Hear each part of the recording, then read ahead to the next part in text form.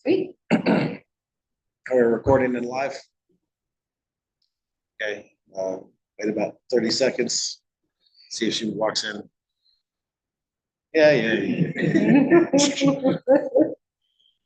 We've got Charlie Chaplin now. Been through it a lot of that. Yeah. Okay. So if people do come in, just sort of direct them to a share or whatever, privately, get them happy. So we're recording and live streaming now. Is that correct? All right. What's today's date? Space Nice. Night. It is September 9th, 2024. This is the Old Farm District monthly board meeting. My name is James DeRofi. We are live streaming and we are recording to YouTube. We're gonna do things a little bit differently this year. We're gonna fill some people in on that in a second. Let's introduce the board first. I'm Jen, social media. Ross, board of directors. Brian Kennedy, board. Aaron Johnson, land use chair. So we have two other board member openings that are available if people are interested. We also have Dirk Benson, who's not here, and he's sort of our IT person who takes care of our newsletter, our monthly email newsletter. If you get that and read that, we very much appreciate his work. And the website. Pardon me? And the website, Old Farm. And the entire website. So it's always nice to have those capabilities. In this day and age, it's almost a requirement. So that said, we've invited everybody here with no agenda. Before we go on to the no agenda, normally what we do is we try to keep people appraised by land use decisions. It's a state requirement that when certain land use at certain levels happen, the neighborhood district gets notified. So there's lots of meetings that occur that we have to sign off on for legal purposes due to developments. So this has been going on for years. So last month, there was a meeting with the people that were doing Stevens Ranch. A few people did show up for that. It was online. They were doing a rezoning of the master plan that they had submitted years ago. It was very quiet. It ended after 20 minutes because nobody had any questions. That is, 500 acres of land that is in the process of being developed, and nobody shows up for those meetings, and then they get mad. But so they do occur. That is one of our goals, and that is what we were tasked with the city. We also are going to be holding one of our normal general meetings in the springtime. That is all to be determined as far as the topic and everything like that. We're going to be doing at least one or two surveys. And then in between all of that, we always have monthly meetings. We're always here to help you. People do reach out to us. And then we are the direct conduit, not just to the city, but also to the Parks District, to the school district, and vice versa. Historically, whenever there's a levy or a bond or anything like that, the organizations, whether it's the fire department or the police, will reach out to us. And we've been hosting basically public forums. We do not take a position on most of the forums or levies. The GO bond was the first bond measure that the Old Farm District actually took a position on. We do not back political candidates. We are literally here as a tool both ways. We have access to the city has access to us, and we can give them access to you. So that is the purpose of the neighborhood districts. We are not your HOA. We do not care how long your grass is. So all of that said, we are recording this, just so everybody knows. And if you want, we can go around the room and introduce yourselves. Otherwise, you guys can just be quiet. Like I said, this is an open format. Did a quick show of hands. Who got the newsletter by email and who got it social media? Email. All by email. Okay, perfect. And then another little thing, the city is basically redesigning the neighborhood. They used to be called neighborhood associations.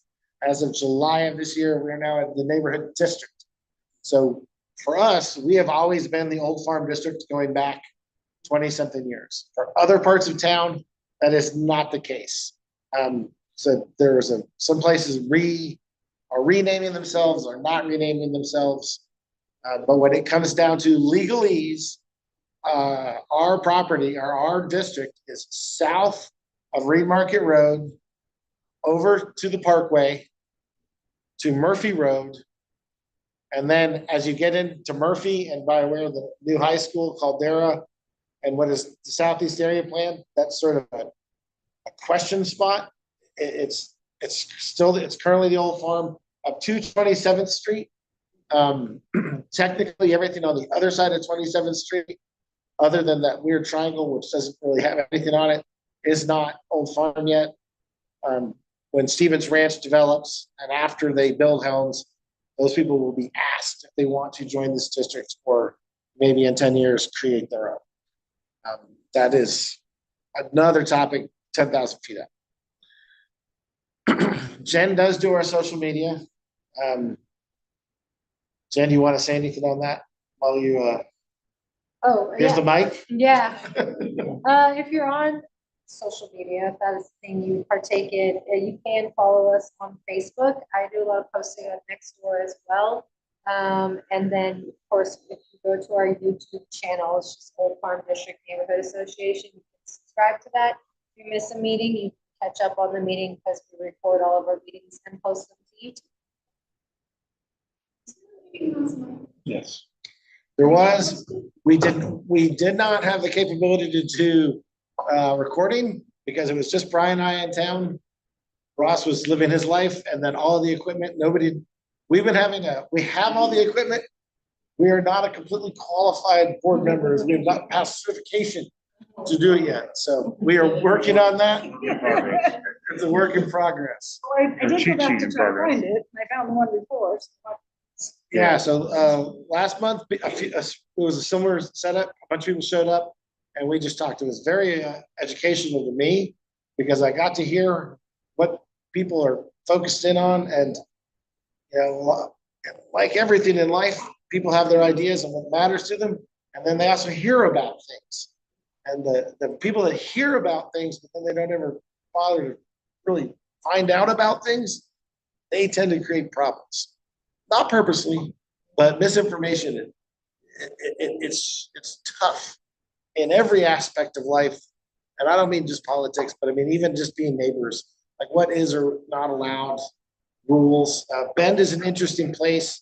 80% of the people that lived here moved here in the last 20 years. They all moved here from different areas, different laws, different rules, different everything. So some people, there's just very simple things that may have worked where they were at, but are not applicable here. And that's fine. We're here to help clear some of that up. Brian, do you have anything you want to add to this introduction? Just my normal soapbox, which is when we have people who are captured in the room, is to really try to encourage you to spread the word, because we have a database of emails we have, but it certainly isn't, the entire district. And that is super powerful for us because people, you're searching for the information. It's really easily available on the website. But if you don't know that, or if you're part of an HOA that doesn't help connect the information that we send out to the homeowners, then they don't know. So we always ask the individual property owners to share. So I encourage people, if they can't come to the meeting, they can watch it either live or they can watch it recorded. They can check the website, the calendar of the events. They can see if, Dirk does a great job keeping the website current with new topics. We live and breathe, the feedback that we get and things that are important to you that we can either help with or dive into it deeper. There's so much going on in Bend and so much going on in our neck of the woods that it's really hard to keep up with it all. But James's point is spot on. Is if you're not in the conversation when it's being had, you're going to be really surprised when people start doing things, because by that point it's way too late. So input at a reasonable point is super important. The city wants it, and one of the ways that we also talked about here is surveys. Surveys, if you've got a topic that you like to put forward as a possibility, love to have it. Because that's one of the things that gives us strength with the city, because they're not talking to you. You know, it's kind of our charge. When we say we talked to you and you, this is what you told us, we can go to the city and say, this is what they said. And they're like, okay. They, We could, I mean, on that note, I would say you're gonna run into survey fatigue. we haven't figured out what the right number is yet, but obviously there's enough topics that there should be widely of interest. So we probably want to start And there. there may have been a survey that's still relatively recent and relevant. So the city's gonna be sending out, they try to do a survey a year. The Parks Department tries to do a survey a year. So it is kind of a thing, but we definitely will do them. And in the past, some of the surveys that we have done is how we had basically city staff stop and come in and discuss like the sewage. And when we have 300 something people show up, that was because people, we found out in 2 weeks, we put together a meeting and basically told everybody what the city was planning. And then after that meeting, the city completely changed their mind and changed everything. So it absolutely does matter. And that was just on the sewer, which is, some people still aren't hooked up and there's gonna be years for them to do that. But those meetings matter. People need to hear them. If you live in an area with an HOA, please contact whoever is in charge of your HOA communications. Make sure that they are getting our monthly newsletter and they are signed up on our contacts area so that we can send out information. Because once again, if you're in an HOA, just because you leave your street, that does not mean problems don't matter. They are still extremely relevant. Karen, you're the land use chair. For people that do not know what land use chair is, she is the, if there's something, you know what? You tell us. Well, the way the city code is structured is that for subdivisions, they have to send out notices. And that's the first to people living within 500 feet of the development, second to the land use chair of the neighborhood district that the development is in. And so you might live 600 feet away from the development property line, and you're not going to hear notice. But if you are tuned into the neighborhood association, we will be publishing the notice on our website. And it's a very good way to find out before the bulldozers come what's involved. And so my job is to get the word out to people. I'm a retired lawyer. I can answer land use questions. I was the one who fought the gas station on Ross, Murphy, and lost, but I've become a really good land use lawyer in the meantime. And the tree code, we got that passed. So anything concerning land use development, you come to me. I'll be glad to tell you what I don't know and send you to somebody else. I think one of the key things she touched on, but I always find really important is 500 feet is nothing. Nothing. And you don't get a notice beyond 500 feet. That's So right. it's straight down the street. You're thinking, how come I didn't hear about On the southeast side of it? I'm town, within 5 feet away. yeah. If you have a quarter acre or half acre lot, 500 feet's one person. That is basically telling nobody. So we tell everybody. And they hope they'll share it. So bring other people in. That's the only way we can really be effective for the greater good. Well, Karen, since you mentioned it, for those that don't know, Karen was on, what was it? Truac? Yeah, sure. What a weird thing.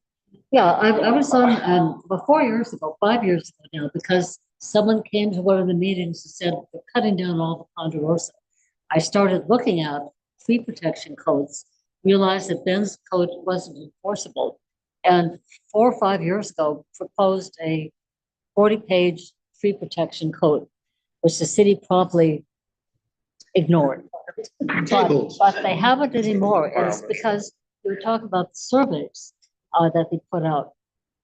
On August 16th, after a year of work, I was on the tree committee that kind of recommended the structure for how to save trees and which trees to save. August 16, they passed a tree preservation code.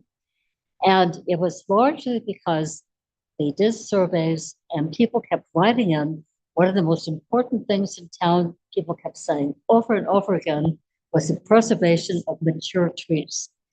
And to some city staff, that's kind of a different way of looking at things. When I first met with them years ago, they said, well, we don't understand what the problem is about cutting down trees because we're planting trees all the time. And the answer is you're not planting 100-year-old ponderosas. And that's what people want to be saved. That's what makes Bend absolutely unique above all, I think, the cities in this part of the state. So people's opinion counts if they speak up and they're focused on something. And I think our tree code is an example of that. And ironically, the city went out of their way, created a citizens committee. They pulled in people from developers, private citizens, lawyers, arborists, met for a year, Engineers. hashed out what they thought was a possible enforceable tree code, implemented it, and then immediately one of the developers who was on that committee sued the city.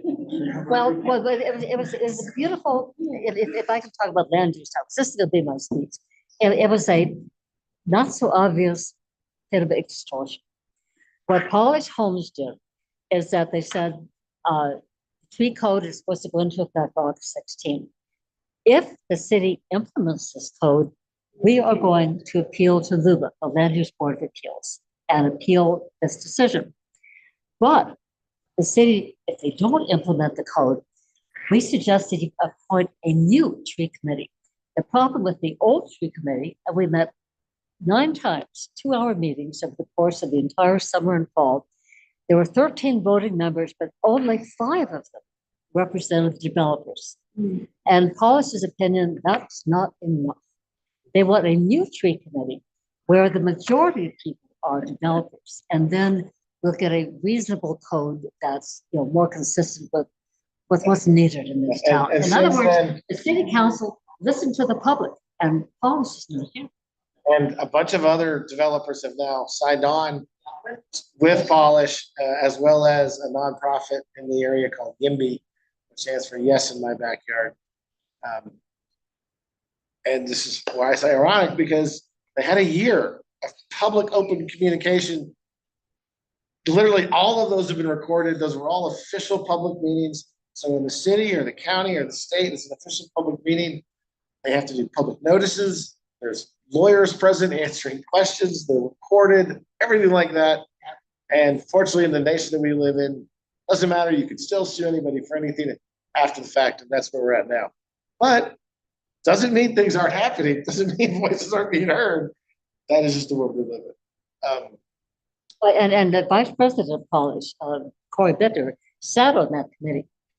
And all the times, I think he maybe made some contribution, maybe one meeting, but most of the time he was silent.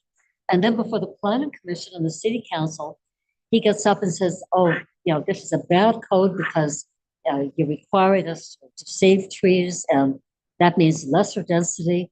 And we're not going to be able to build affordable housing. This is terrible. Except Polish does not build affordable housing. Yeah. And the city council is going, it did not go over. And the city attorney attended every meeting, helped write the code. This appeal is just spite. It's temper tantrum. This appeal is not going to win. And Just for legal purposes, this is her opinion and her opinion only. Yeah, that's true. But is it in effect right now? Yeah, well, we'll see what they're gonna file the brief, and I'm gonna get a copy of the brief and then do a little memo up and stuff. Right now, it's on pause. No, it's not on pause. It's implemented. Is it? Yes, it is. Yeah, the city implemented it on August 16, and having threatened to appeal to LUBA, I think Polish kind of felt at that point they had to appeal to LUBA. I cannot see what the basis of the appeal is. It doesn't say. Here's a legal question. So during the appeal, would a new code be implemented and followed, or would it be put on hold? No, it's And not. that is the way It's not on legalese hold. works? It's not on hold. Okay. So then basically a bunch of developers may hold off on submitting their plans for development. Yes, yeah, that's what I would expect. Just a clarification. And that's what I would. Expect. Well, on that note, that's who we are, but we're here for you. So I'm gonna go around the room. If you have any, introduce yourself if you want. You can sit there, be quiet. No, I'm happy to introduce myself, Jerry Rude. I live on Via Sandia, 21008. I don't know.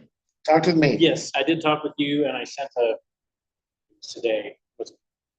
this morning, I sent a little note into the district, the farm district, that I wanted to have a little public comment tonight, about some stuff that's going on. I can do that now. Jerry, let's just do this. So Jerry lives in the Via Sandia neighborhood. For people that do not know where that is, that's off of Ferguson. It essentially backs up to the southeast area plan that is currently within the urban growth boundary, but the city limits sort of meander through about 25 people's very large properties back there, sort of behind High Desert Middle School. Jerry reached out, had some questions about, basically saw a sign.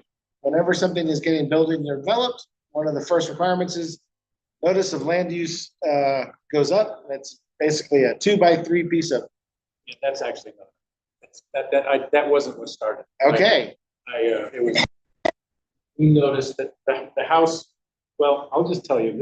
Jerry, tell us your story. This is the story. So, the house is directly across the street from me, and it goes up for sale. It's been a rental for 30 years. The owners came back, and we knew the place was going to go up for sale eventually. And we had conversations with them all the time. They came when they said, we think we have a buyer, but this buyer has a little problem with the CCNRs. I'm going to try to leave gender and everything out of it because I don't necessarily want to. So this person needed a construction loan to build on the property. There's an existing home, but they wanted to build on the property. And admittedly, there was some assumption on my part, but the way that they presented themselves, and I have to say that I was never actually in the conversations. I was always at work, and my wife and others. Anyway, this person went through the neighborhood, needed to get 12 signatures. Did anybody in here sign that? So you're not aware of what's going on. But anyway, How big is their property?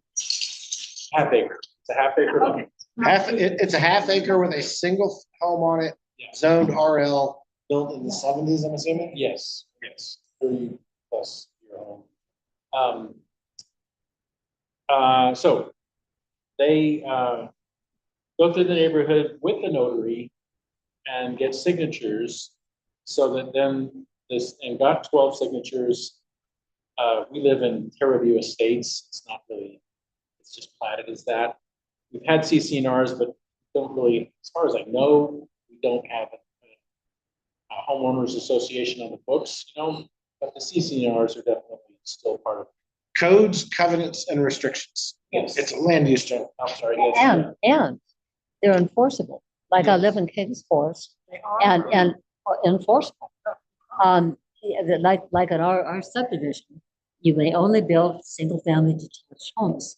We have almost an acre, and one could not build, for example, a duplex on our lot. Due to the old rules. Huh?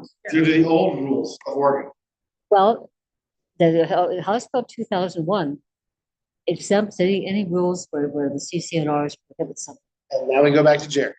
Okay. And the problem is that it has to be individually enforced. In other words, if you want to enforce the CCNR against your neighbor, you need an attorney. Here's what the neighbor So did. where are we here? So here's what happened. Okay. They go through the neighborhood with the notary, took a few weeks, finally got the 12th signature, and There was a lawyer involved as well eventually, but the CCNRs were amended. They aren't, I was thinking that they were gonna be completely, dissolved. In a sense, But they amended them. they amended. Oh, how them. clever. And there were certain, and sorry, I didn't bring it with me, but there were a number of C1, C2, C6. There was a stipulation when it. What's your address real quick, just so see, we can zoom in on the houses in question. 21005 is the,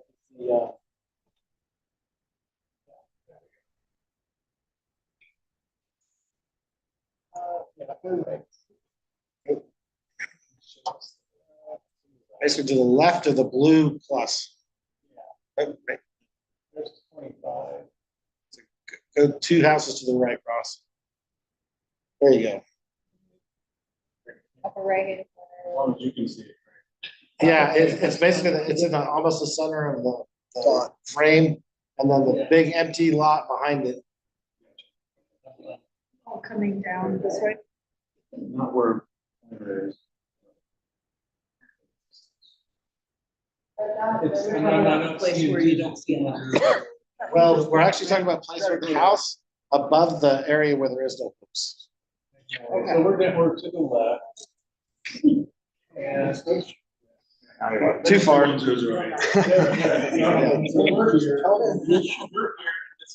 Yeah. This is the process. Sorry. Yes. So. So what were the 12 people signing? What were they saying they Basically, wanted? and I was one of them. I signed it. To what? And I will note, part of the reason I signed it was because I'm trying not to, I'm pro development and affordable housing and all that. But we just built, let me just tell you what we did. So we signed it. It goes into this, they was signed, they wanted, so what was your question? What are you signing? what What are you do you- saying what in your Signing is agreement? what's the problem? To change the CCNRs, So that they can build something. so they Yes, could build the- something. The Okay. person that wanted to build there could not get a construction loan because the bank said there are CCNRs in place here, we can't loan you money. Sorry, I guess I could have been. So on that note, a couple of years ago, the state of Oregon passed House Bill 2001. House Bill 2001 allows redevelopment in neighborhoods where there was a single family home. You can do up to 4 units. Yes. So that's law. That's state law now, but Only, yeah. there's only if there's no superseding CCNRs. So So- the person went, We we were, got those. yes, but I will say that this person, in my opinion, and I wish that others were here, but did not represent themselves truthfully. Well, Well, yeah. like I said, I never heard, I wasn't right there. I never You met didn't this know they person. were gonna build a fourplex. I did not know they were gonna build a pro. I assumed that they wanted to build, say, an ADU. So in essence, you signed away your right to object, I signed away my, right to object? yes, I did. Okay, all right, so why are we here? So,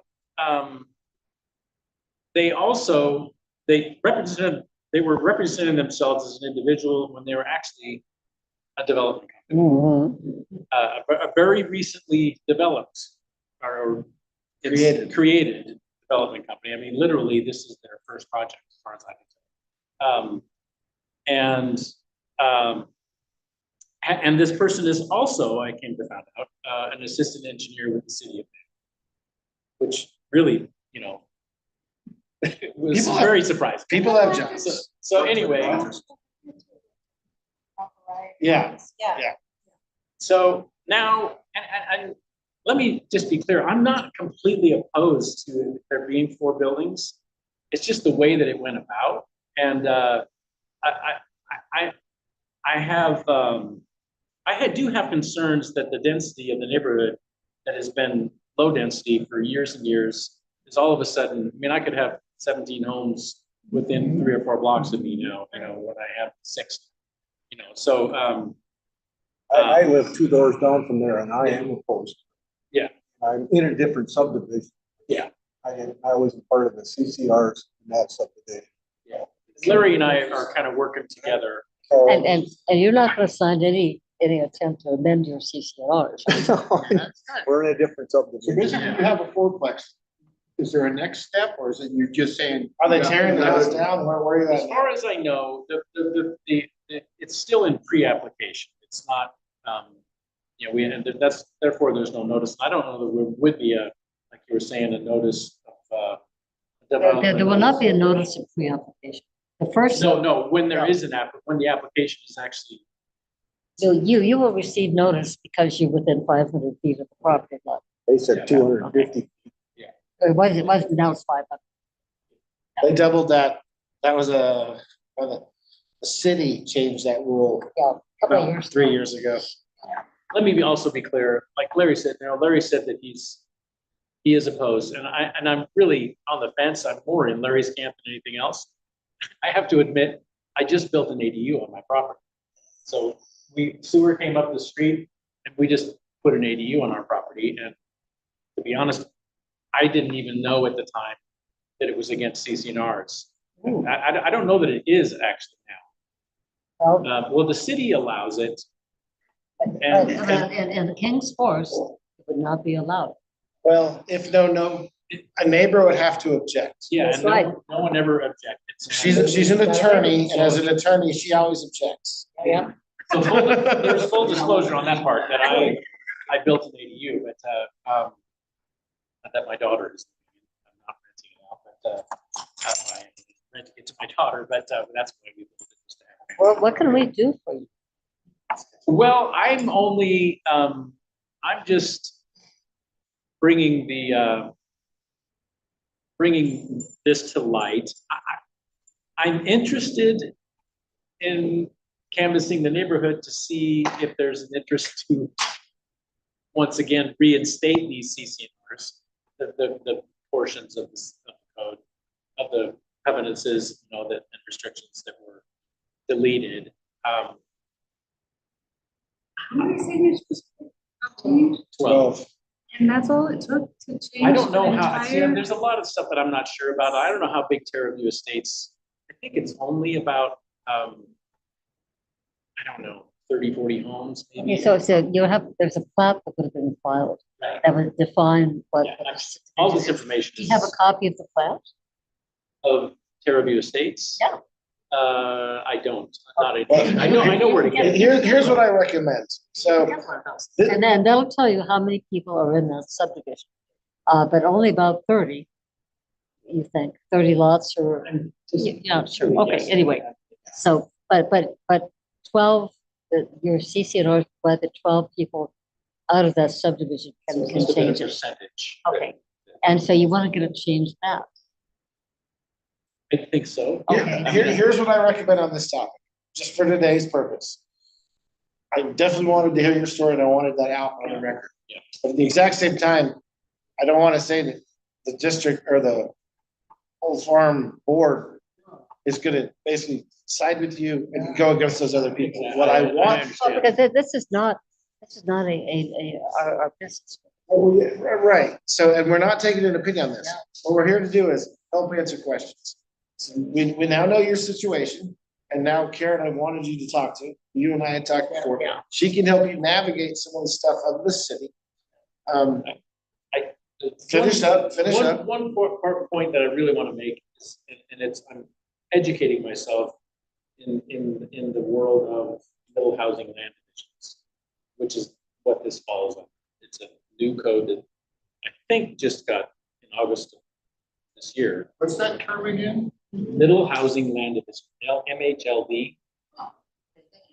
Well, that's what House Bill 2001 is. Yeah, is you're missing middle. The whole point was to allow construction of duplexes, triplexes, quads, Never heard the term. on everything that was formerly single family. Another term is workforce housing. You'll sometimes hear. But that was the idea of it.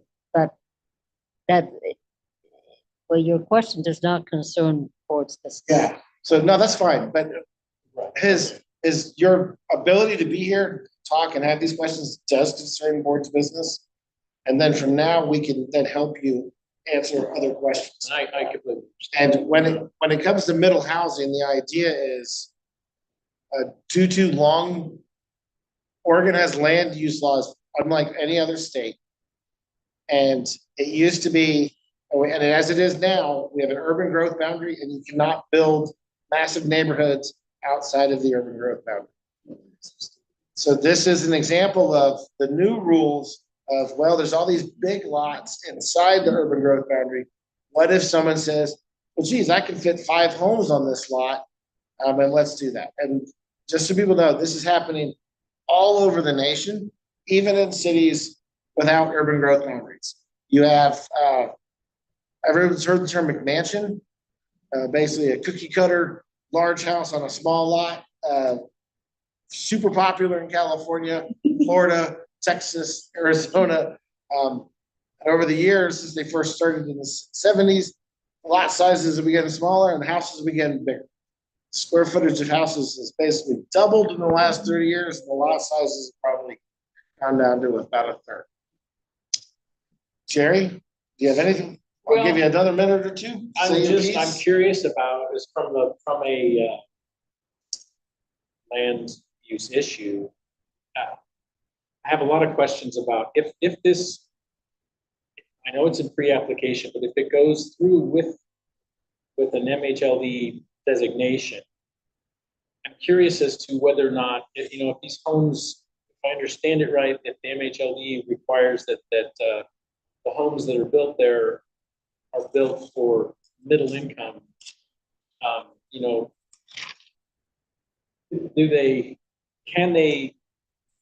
are there like deed restrictions in place? For middle income, no. For affordable housing, yes. So once if the property is, I like I said, I don't know what's going to happen. It's a very early process, but if under the pre-application, I believe they have applied to put a quadplex on the property. So 4 separate buildings and 4 divisions of land, so that they would each be sold individually. Okay. And So that's not a They really quadplex, have that's 4 independent, but they single family they homes. are. Okay, so that's, they're gonna divide it into 4 lots. And so people can actually buy that lot and own the lot. Yeah. So, yeah, those are 2 very different things. We can talk after, once the meeting ends, because you're getting down to the weeds and we don't want to Gotcha. lose people too much. Sure. On that note, what brings you today? Well, I'm Camera. Rose Beck, and I live in the septic to sewer area. And I've been very happy, with their development of that. I mean, they have done an amazing job being kind to all of us. You can't get your car washed because you drive out of your driveway and then you have to go get it washed again. Not that that's a big deal to me, but it is lots of dirt, and lots of dust, and but anyway, the workers and everything have been great. And when you mentioned ponderosa trees, I have, well, according to arborists, 2 of the largest ponderosa pines on the top of my property by my garden. And he knocked on my door early in the process and said, we need to talk about your ponderosa trees. And I said, you can have all the trees on my property other than the 2 up by my garden. And he said, those are the 2 I think we need to take. And I just about had a heart attack. I'm sorry, but they're 100 feet high. And I was like, please don't take my trees. And then he explained to me that if they dug under the road and damaged the roots, and I didn't do anything about it, and my trees fell on somebody's house, I would be totally liable.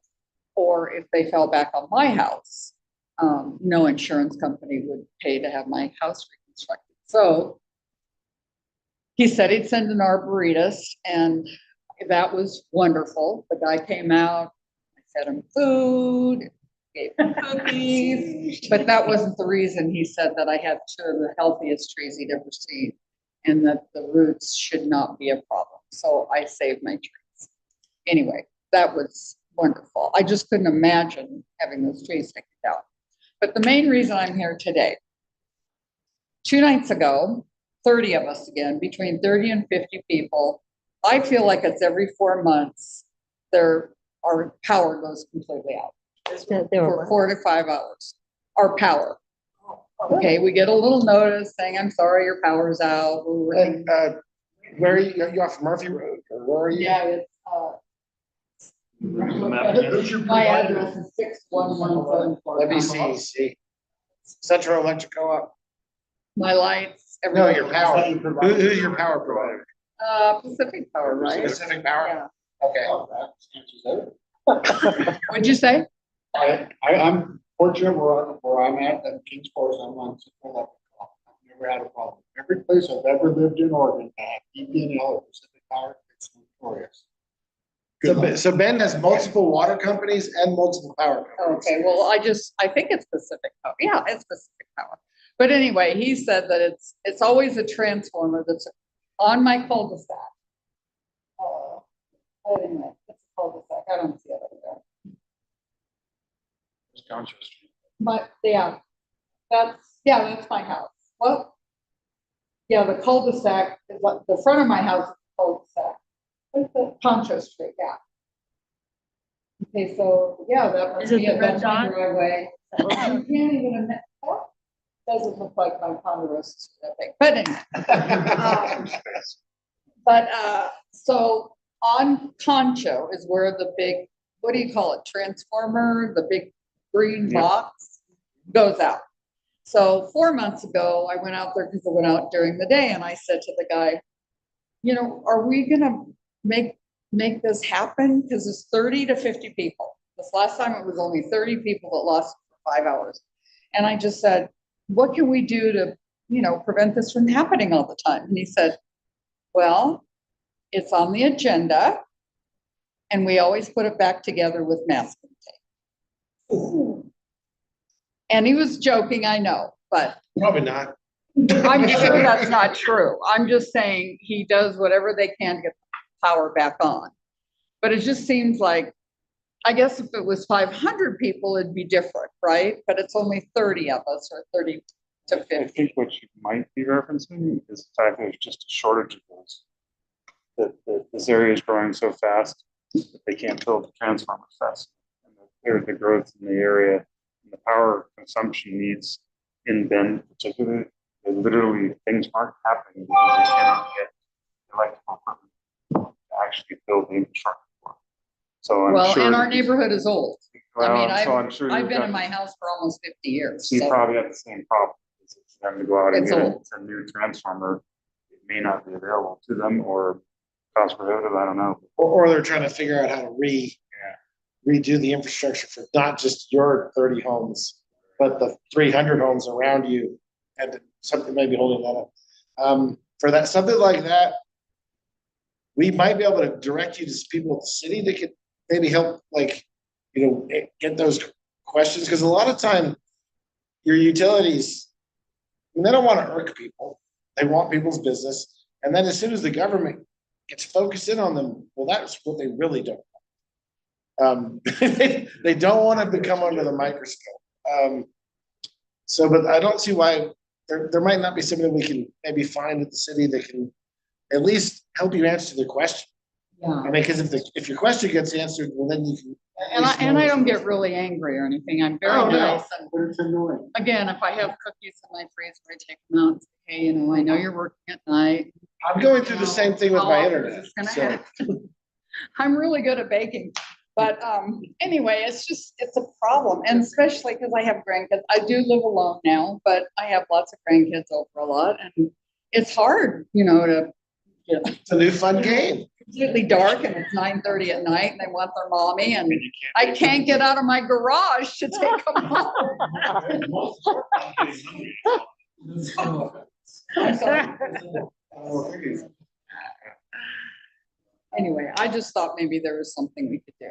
But the septic to sewer, or the sewer to septic to sewer is, it really, I have to admire those people. They work really hard. They work lots of times 12-hour days. They were there on Saturday and Sunday trying to get it, finished up. And all that stuff. And then another thing, curbs. Are we responsible for our own curbs? You have curbs. I do have curbs. Do you have sidewalks? So if you have a curb and it is city property, and it's a city street, it is not a private street, the city is responsible. So I just call the city and say, can I have my curbs repaired? So there is a repair request form. Yes. Ross can help you find that either now or we can It's do on it the after the homepage of meeting. the website. Service request. It's a service request form. I- Basically, if you've got a pothole or if the sidewalk is a city sidewalk and it's all screwed up and it's no longer safe. I can speak to that, Yeah, and that it works, because my daughter lives right over here, and she's actually in Larkspur, in a little subdivision called Kiwa Meadows. So there's like 3 little cul-de-sacs in there. And the ADA, accesses from the sidewalks down into the street on one corner was horrible. I don't know, from heaving and fossil freeze and all that. And so it was actually like buckling the asphalt. And when I called, the first answer that I was given was, it's the homeowner. You're responsible for the sidewalks in front of your house. And I was like, I just don't understand. Like, what? You want people out there digging up their own sections of sidewalk and laying whatever? But anyways, I got a no at first when I went through that website, but by gosh, they went in there, and not only did they do the one corner, they've done like 2 other corners that were not. Now, they have not filled in the asphalt. It's just Google Bend, Oregon service request. Or we can, Bend we can Works. email it to you. Oh, good. I think it's called Bend Works, isn't it? yeah, that's the short. And literally, the city has a designated unit that's sole purpose is to go around and fix these citizens' requests. So yeah, it works. So there we I'm go. glad I asked that question, because I've asked all my neighbors, and they go, no, we're responsible for our own. So that'll be good to be. able Well, to so it's know. always, there's always you need to know the full story. Yeah. Like there was questions. Is it a public street? Is this curb part of, I mean, there are certain It'd be triggers. worth it. There are always triggers. So, because some people think that their street's private or think it's public, and then they find out that no, it's private. And then that really, is a whole other can of worms. Is that all? Perfect, thank you. And why do we have your guys? Are you just here for fun? He got bored and said, Mom, I want to go hang out. I wanna go to a meeting." No, my name's Jennifer and this is my son Harvey. We just moved to Bend, late June, so we've been here a couple months. Welcome. Thanks. And we, bought a home on Claremont Court, which is the one cul-de-sac in the middle of that detour. off 27. Yes. Yeah. Okay. Yeah, so, yeah, so we're just watching things happen and, you know, Okay. we have questions ourselves. And I wanted to go to the meeting, last month. I don't remember why it was soccer or something, but we were there. That's fine. Bikes to school out of our cul-de-sac, straight down 27th and across, Ferguson. Yeah. The High Desert High School. To High Desert, yeah. And I was just kind of curious if I could come and find out if there's any plan, because we're technically an old farm by that one street, right? So. You're in all farm all the way. You're absolutely an old farm. There's absolutely a plan to make all of that safer. Like a sidewalk? Actually, a 9-foot separate pathway. Use It's the only plan. Okay. That is the problem, is the timeline. So the entire other side of 27th Street. Right now, they're building the library and they're building a bunch of townhomes. And I believe it's gonna take one more development that's gonna trigger the construction of that pathway. And there's gonna be a pathway on the east side of the road that goes all the way from Reed Market, all the way down to Ferguson.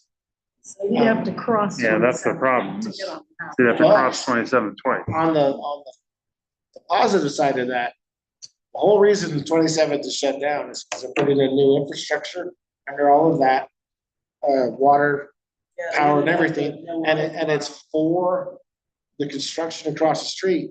But at the same time, all of that is triggering 27th Street, which was initially built to county code decades and decades and decades ago, it is now going to be rebuilt to city code, which means sidewalks, bike lanes, separated everything, a median going down the middle. Your intersections, Wilderness Way is going to get a big roundabout, so it's going to have all the safety curbs. So you're going to see all of that really soon. 5 years soon? Oh, Wilderness Way should be done at the end of the year. They're gonna, you can go around. So a lot of the improvements along 27th Street, I'd almost say next 2.5 years, you'll see a good portion of them. Yeah. And it all has to do with the development on the other side, how fast it happens. The faster it happens, certain metrics get triggered, and a trigger is like when it hits 400 units, then boom. But I do know that pathway is one of the early triggers. Yeah. That's So great. I don't think he'll be in middle school anymore by that time. No, but, that is good. and there's also plans to put in a pathway from High Desert to Caldera. So if you end up going to Caldera High School, Yeah. you still may end up taking the same way, except you're gonna have a new pathway to go from High Desert. Because there's that little weird pathway that goes to High Desert, they take with the bike, and it's all old and bumpy. So that is already been approved, the funds are allocated, that whole pathway is They're gonna be gonna make it rebuilt. nicer, take the Yes. bumps out. Yes. So that will happen sooner than later. I mean, you're only there for 3 years, so I don't Yeah. know. Season 7, so. I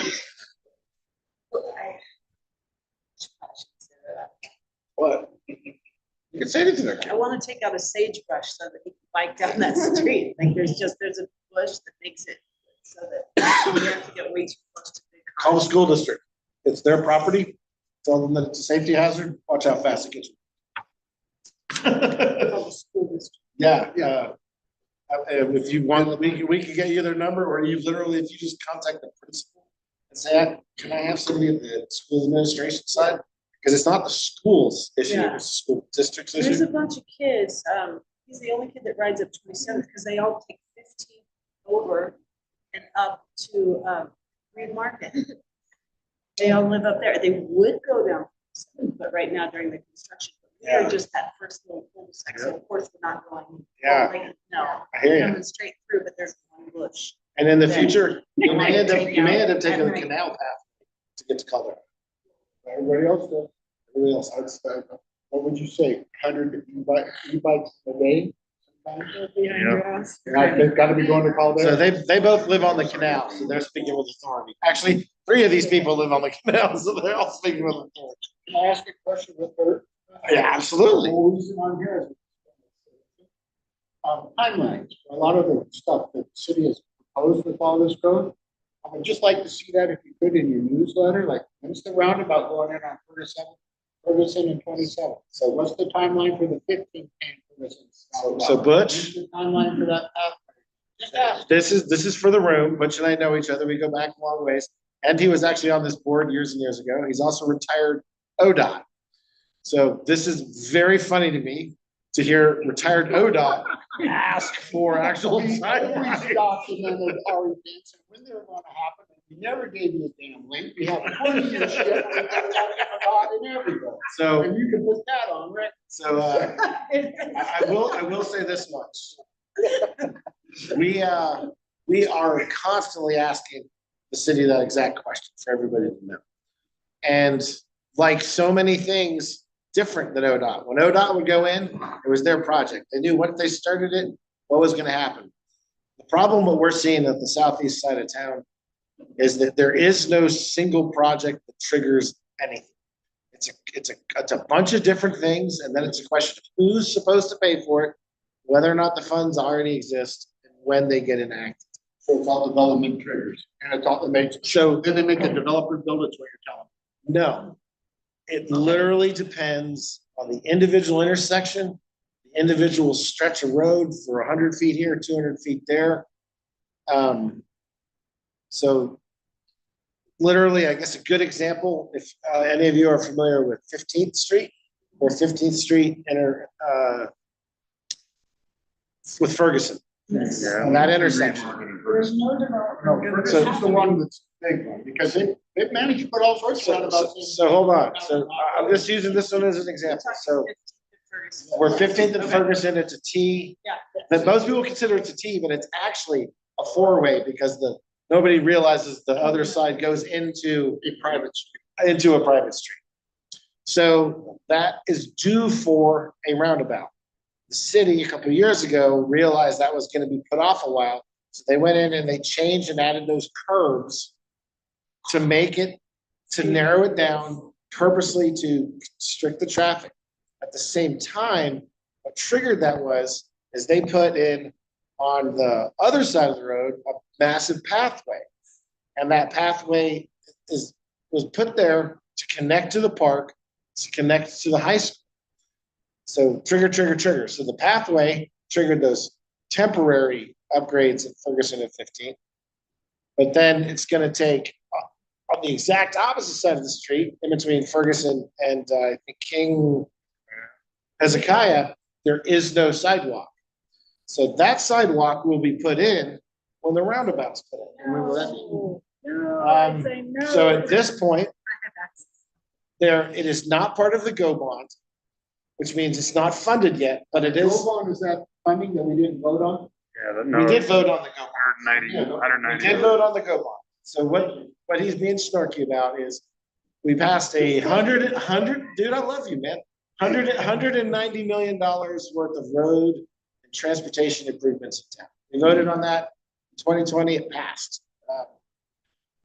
Everything there is on our website, a GO bond chart, and it tells you what's planned for when for those projects. So if the project is on that list, the city can tell you what year it's gonna happen, what year is the planning and all of that. The question is, at a situation, that intersection at Ferguson 15, that is not part of the GO bond. But it is part of the Transportation System Plan, which is another acronym, TSP of Bend, and that intersection is due for upgrades to modern city standards, which will be triggered by the development of the Southeast Area Plan. So that may actually happen very, very fast. That's gonna come out of the general fund and not out of the bond money. So that is government always. Is it an issue? Is it a known issue? Is it funded? Is it not funded? What does it take to get funded? That's just always what people are, that's the answer and timeline to any problem. So, no, and so on Ferguson, Brian's a big fan of this, so they're not a big fan, but so as they went and did the upgrades along Ferguson, they put in some safety medians, certain sidewalks, certain ADA ramps, things like that. And he has a pet peeve that by his neighborhood, one of the new medians they put in, they had a big sign at the median that said median crosswalk. I'll stop. And within the first 2 days, somebody ran it down and then they replaced it. And then someone ran it down and then it's been replaced multiple times. So he saw it the other day and sent me a picture where rather than putting the sign right there where people can run it over very easy, they moved it back 5 feet. So people will stop it. You have to run over the curb, you have to run over the sign. I have a question, and maybe you can answer. So if you can pull up, because I live in Kings Forest as well, so if you can pull up that corner of Ferguson and 15th. Or not the corner, right, okay, so you see my house. Actually, if you drop the picture down just a little bit. The pool? Not the pool and not the one next to it, but the next one. You have the sunflowers by the fence? I do not have sunflowers, I wish I did. So this guy backs to Ferguson. My neighbor backs to 15, but he has a block wall we got built. It's weird because there's not very many block walls in Central Oregon. But my house, 61331, and the next one up, his property. And then you hit Hezekiah going in. We too have double gate access onto 15 from our backyards. And they've been there since the day that the development was built. Now, if you say that when they do the roundabout, they're gonna put in a sidewalk, what is my recourse to maintain my access out to my back? I was you, as soon as possible, put in a request and say, I want to make sure I have, A curb cut. A curb, yeah. a curb cut, but it would actually, you're basically requesting a driveway. Okay, First off, you gotta ask, find out, here's the devil in the details. Is that gonna have access control? Which means yea or nay, whether you have a personal access that's not public. So that would be the question. well, I mean, it's Next one. not public, it's my I house. get that, but you've been grandfathered in, and I don't know how long that's gonna carry over. If that was a state highway, we'd come in. If that wasn't needed, we'd just blow right past you with a fence. And you'd lose. Yeah. The second question is, how many feet are you from that roundabout? If you are within a certain distance of the roundabout, you will not get, Oh, no, they're building a house in a roundabout on Wilson and. and it's gonna have no road access. It does too. They've already cut the curb out and the garage 15th is though, right right? So there. that's the They St. cut the Charles curb on the workforce 15th housing. side. They kept the project. curb on the 15th On and 15th, Wilson okay. They're building a roundabout. house right there. I know the that- house. Well, no, the but- house I knew about, the house is The actually a, garage, I have the floor plans. The single car garage is there. And it's cut out to come so directly the into only, the the only roundabout. thing that house is partially government funded, partially funded by St. Charles. It is supposedly. Habitat for Humanity. Yeah, house. it's basically a bunch of nonprofits got together to build a house. Nobody could build a house on a developed property, and they gave it all kinds of exceptions.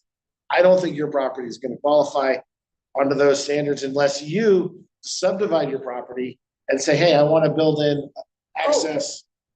So, Like, yeah, it's like they did on Greenmont. So on Greenmont. so that's how you secure a driveway access out of the back of your yard onto is to 15. Subdivide. You need to have it known that that may be a possibility. I would get there. And then, as soon and you do that as soon can as get there. possible, and the city goes, great, that triggers for them, okay, we'll leave you a curb cutout. See what I'm trying to tell you? Okay, yeah. When they're doing those roundabouts, you know, they'll come in, they'll put, we call Really? traffic calming elements to make you slow down. They'll put in like reversing. curve. Right. So if you're in that area and you want access, one, you're gonna have to talk to them that it won't impact. It would the not. safety of I'm the road. sure I get we're it, far enough. but at the same time, make sure you do it now, not later. Who do I talk I would like, That would be the city of Ben's, city man engineering. engineering, we can, yeah, Are there often permit fees involved? permit fees and what she's requesting, no. Not for another driveway on your property? If you're, We gotta end to? A this. curb cut. You know, probably Okay, stop broadcasting. I wanted to comment a little bit on what Gary, just 1 second. So for the public watching online, we're at an hour. We're gonna cut the meeting, but we're actually still here. So if people happen to watch this, this is the kind of conversation that we're now having. And these conversations are getting longer and longer, and there's more and more of them going. So thank you. We're officially gonna call